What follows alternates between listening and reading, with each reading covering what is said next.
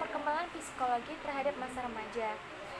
Sebelumnya, masa remaja adalah masa peralihan atau transisi dari anak menuju ke masa dewasa. Pada masa ini begitu pesat mengalami pertumbuhan dan perkembangan, baik itu fisik maupun mental, sehingga dapat dikelompokkan menjadi beberapa tahap berikut ini. Yang pertama yaitu pra-remaja. Pra-remaja dimulai dari 11 atau 12 sampai 13 atau 14 tahun. Pada masa ini dikatakan juga adalah fase negatif karena terlihat tingkah laku yang cenderung negatif. Fase yang sukar atau hubungan komunikasi antara anak dengan orang tua. Nah, yang kedua itu ada remaja awal, usianya itu 13 atau 14 tahun sampai 17 tahun. Ketidakseimbangan emosional dan ketidakstabilan dalam banyak hal terdapat pada usia ini. Ia mencari identitas diri karena masa ini statusnya tidak jelas. Pola-pola hubungan sosial mulai berubah menyerupai orang dewasa muda. Remaja sering merasa berhak untuk membuat keputusan sendiri. Nah, yang selanjutnya yaitu remaja lanjut, usianya 17 sampai 20 atau 21 tahun. Pada usia ini dirinya ingin menonjolkan dirinya dan ingin menjadi pusat perhatian serta mempunyai cita-cita yang tinggi dan semangat energi yang kuat. Selanjutnya itu konsep perkembangan otak, fisik, kognitif, sosial, emosional pada anak remaja. Nah, yang pertama itu perkembangan otak pada anak remaja.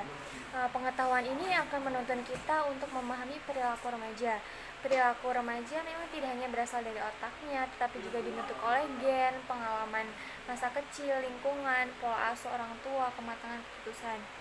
Nah, perbedaannya terletak pada cara remaja berperilaku, mencari solusi, dan membuat keputusan yang berbeda dengan orang dewasa akibat struktur fungsi otak yang belum matang. Yang selanjutnya yaitu perkembangan dan pertumbuhan fisik pada masa remaja. Pada masa remaja, mulanya tanda-tanda perubahan fisik dari masa remaja terjadi dalam konteks pubertas, baik anak laki-laki maupun perempuan. Nah, berikut ini akan dijelaskan beberapa perkembangan fisik berdasarkan pendapat Elizabeth. Yang pertama yaitu perubahan eksternal. Tinggi badan rata-rata anak perempuan mencapai tinggi yang matang antara usia 17 tahun dan 18 tahun, dan rata-rata anak laki-laki kira-kira setahun sebelahnya. Nah, yang kedua yaitu berat badan. Perubahan berat badan mengikuti jadwal yang sama dengan perubahan tinggi. Selanjutnya yaitu yang ketiga yaitu proporsi tubuh. Misalnya badan melebar dan memanjang sehingga anggota badan tidak lagi kelihatan terlalu panjang. Nah, yang keempat yaitu organ seks. Baik organ seks pria maupun seks wanita mencapai ukuran yang matang pada akhir masa remaja, tapi fungsinya belum matang sampai beberapa tahun kemudian. Nah, yang kelima yaitu ciri-ciri seks sekunder. Ciri-ciri seks sekunder yang utama berada pada tingkat perkembangan yang matang pada akhir masa remaja. Selanjutnya yaitu perkembangan intelijensi dan kognitif pada masa remaja. Pada masa remaja ini terjadi reorganisasi lingkaran saraf frontal lobe. Nah, frontal lobe ini berfungsi dalam aktivitas kognitif yang tinggi. Perkembangan frontal lobe tersebut akan berpengaruh terhadap kemampuan kognitif remaja, sehingga mereka mengembangkan kemampuan penalaran yang memberinya suatu tingkat pertimbangan moral dan kesadaran sosial yang baru. Nah, yang pertama yaitu ada perkembangan kognitif menurut Piaget. Maka pemikiran masa remaja telah mencapai tahap pemikiran operasional formal, ini suatu tahap pemikiran kognitif yang pada usia kira-kira antara 11-12 tahun sampai masa remaja yang tenang.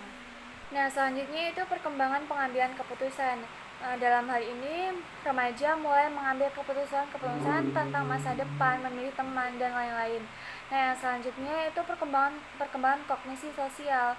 Kemampuan untuk berpikir secara kritis mengenai isu-isu dalam hubungan interpersonal yang berkembang dalam usia sejalan dengan pengalaman serta berguna untuk memahami orang lain dan menentukan bagaimana melakukan interaksi dengan mereka. Selanjutnya itu perkembangan sosial remaja. Percepatan perkembangan dalam masa remaja yang berhubungan dengan pemaksaan seksualitas juga mengakibatkan suatu perubahan dalam perkembangan sosial remaja. Sebelum masa remaja sudah ada saling hubungan yang lebih erat antara anak-anak yang sebaya. Sering juga timbul kelompok-kelompok anak, perkumpulan-perkumpulan juga untuk bermain bersama atau membuat rencana bersama, misalnya untuk kemah atau saling tukar pengalaman, merencanakan aktivitas bersama misalnya aktivitas terdapat suatu kelompok lain. Nah, oleh karena itu timbul masalah-masalah seperti yang pertama yaitu dorongan untuk dapat berdiri sendiri dan krisis originalitas.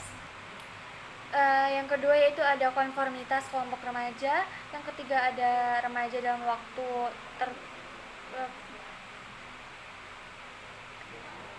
Yang kedua ada konformitas kelompok remaja. Yang ketiga ada remaja dalam waktu luang. Yang keempat ada seksualitas, dan yang kelima ada perkembangan proaktivitas.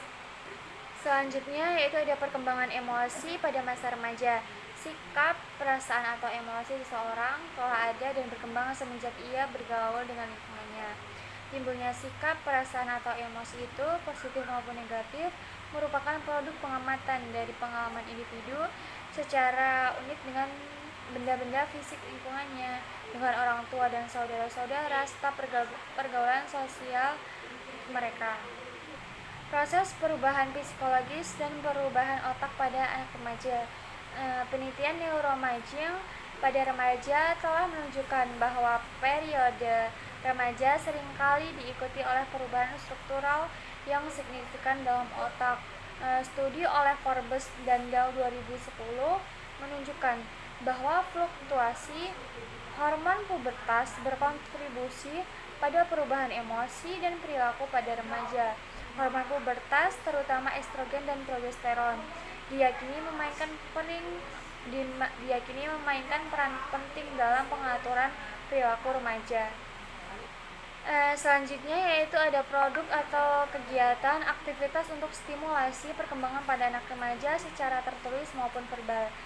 Stimulasi juga berfungsi sebagai penguat, memberikan stimulasi yang berulang dan terus-menerus pada setiap aspek perkembangan anak remaja, lebih memberikan kesempatan pada anak untuk tumbuh dan berkembang secara opsional. Selanjutnya yaitu ada stimulasi perkembangan biologis, fisik, dan psikoseksual. Stimulasi tumbuh kembang remaja dapat dilakukan dengan cara yaitu yang pertama, remaja diberikan komunikasi, informasi, serta edukasi terkait perkembangan fisik dan seksual yang dialaminya. Nah, yang kedua yaitu ada berikan edukasi yang sesuai dengan tahap perkembangan yang dialami oleh remaja tersebut. Nah, yang ketiga yaitu ada diskusikan pada remaja terkait identitas sendiri yang dimiliki secara fisik. Nah, yang terakhir yaitu berikan motivasi menerima keadaan fisik dirinya sendiri dan menggunakan tubuhnya secara lebih efektif. Selanjutnya yaitu ada stimulasi perkembangan kognitif dan bahasa. Perkembangan kognitif dan bahasa, berbagai pengalaman stimulasi perkembangan yang diperoleh dari lingkungan keluarga, sekolah, maupun masyarakat. Nah, selanjutnya itu ada stimulasi perkembangan moral dan spiritual. Stimulasi perkembangan moral dan spiritual dan berbagai pengalaman stimulasi perkembangan yang pernah diperoleh dari lingkungan keluarga, sekolah dan masyarakat. Nah, yang selanjutnya itu ada stimulasi perkembangan aspek emosional dan psikososial. Kemandirian emosional untuk menghindari pertentangan atau perbedaan pendapat dengan orang tua dan orang-orang dewasa lainnya. Nah, yang terakhir yaitu ada stimulasi perkembangan aspek bakat dan kreativitas, seperti diskusikan karya dan kemampuan yang positif yang dapat dilakukan oleh remaja tersebut. Kemudian ada berikan pujian dan diskusikan cara mempertahankan dan meningkatkannya. Nah, yang ketiga ada berikan pujian pada tiap keberhasilan yang diraih oleh remaja tersebut. Nah, yang terakhir yaitu libatkan keluarga dalam memfasilitasi pengembangan bakat yang menjadi identitas remaja tersebut. Sekian perkembangan psikologi tentang masa anak remaja.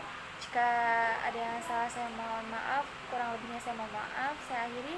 Wassalamualaikum warahmatullahi wabarakatuh.